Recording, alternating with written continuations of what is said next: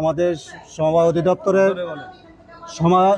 অধিদপ্তরের সকল সহকর্মী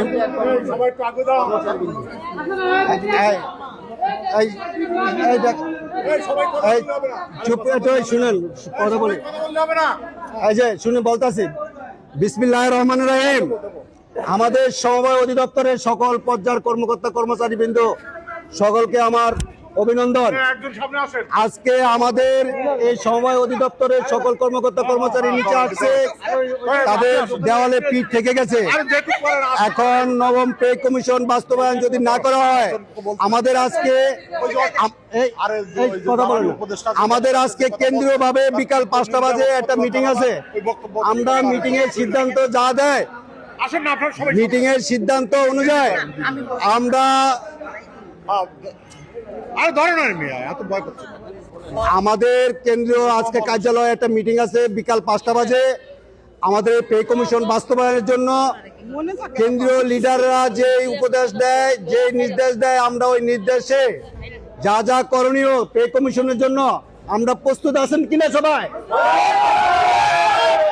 আমরা আজকে বিকালে 5টা বাজে মিটিং এ যা সিদ্ধান্ত নেয়, প্রয়োজন হলে কেন্দ্রীয় নির্দেশে আমরা অধিদপ্তর থেকে সকল কর্মকর্তা কর্মচারী নিচে আসে আমরা কলম বিরতি করব। আমাদের ন্যায্য দাবি আদায়ের জন্য যা যা করণীয় সব করার জন্য প্রস্তুত আছে। আমরা চাই না দেশে একটা নির্বাচন আছে বিশৃঙ্খলা সৃষ্টি করতে। আমাদেরকে যে দাবি এই দাবি বাস্তবায়ন করে দিলে আমাদের কোনো আন্দোলন কোনো কিছুর প্রয়োজন মনে হয় না। আমরা সুন্দরভাবে অফিস আদালত করব, দেশের নির্বাচন হবে। আমরা কোনো নির্বাচনে ঝামেলাও করতে চাই না। আমাদের কর্মচারীরা খেতে খাওয়া এই পরিশ্রম করে এই দেশের উন্নতি করছে, আর হাজার হাজার কোটি টাকা দেশের বাইরে প্রচার হচ্ছে, ওটার দিকে খেয়াল নাই।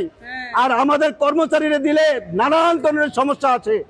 হাজার হাজার মনে করেন আপনি বেগমপাড়া করছে, কানাডা, জাপান, ইটালি, ওগুলোর দিকে কোনো বিচার আচার নাই। আমাদের কর্মচারীর দিকে যত সমস্যা, আমাদের কর্মচারীর এই জামালা যদি মিট করে দেয় সরকার, দেশের সুন্দর একটা নিরপেক্ষ নির্বাচন হবে। আমরা কোনো নির্বাচনের বিপক্ষে না।